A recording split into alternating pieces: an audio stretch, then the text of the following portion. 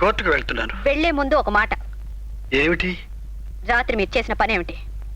రాత్రి నేనా? రామరామ, పార్టీ నుంచి తిరిగి వచ్చిన తర్వాత మంచం మీద పడుకుని లేవనే లేదు. నేను చెప్పేది పార్టీ నుంచి వచ్చిన తర్వాత సంగతి కాదు, పార్టీలో మీరు చేసిన నేరం. ఏమిటా నేరం? నిన్న పార్టీలో విస్కీ ఎన్ని పెగ్గులు తాగారు? నువ్వు ఒకే పెగ్ ఇచ్చావు, నేను ఒకే పెగ్ తాగాను. అంతేనా? అంతే. మరి ఒక పెగ్గు తాగితేనే అంత నిషా ఎలా ఎక్కింది? అంత నిషానా? నిజం చెప్పమంటారా యువర్ ఆనర్? మత్తు విస్కీలో లేదు, నా భార్యామణి చేతుల్లో ఉంది. ప్రేమతో ఇచ్చిన పెగ్గు కదా, అందుకని నిషా కాస్త ఎక్కువైంది. ఇలాంటి కాకమ్మ కథలు కోర్టు వారు నమ్మరు. ఒక పెగ్గు కంటే ఎక్కువ తాగకూడదని కట్టుకున్న భార్య అంత గట్టిగా చెప్పినప్పుడు ఆమె కళ్ళల్లో కారం కొట్టి ఆమెని మోసం చేసి అబ్జెక్షన్ ఓవర్ రూల్డ్. ఏమిటి? లాయరు జడ్జి రెండు ఒకరేనా?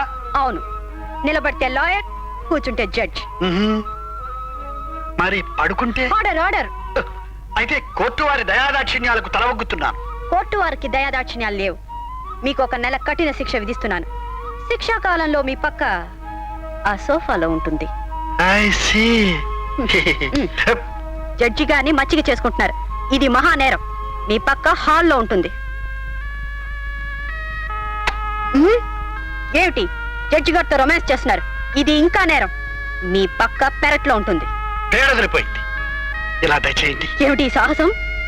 పక్కే లేని ఈ దీనుణ్ణి కరుణించి మీ మంచంలోనే కాస్త చోటిప్పించి యావజ్జీవ కౌగిలి శిక్ష విధించండి. సరాగాలాడాలి, రిధం కలిపి గలాటా చెయ్యాలి మనం కలిసి. పసి వయసులో దడుపు విడిచి నిదుర మరచి మనమంతా ఆట పాటల్లోన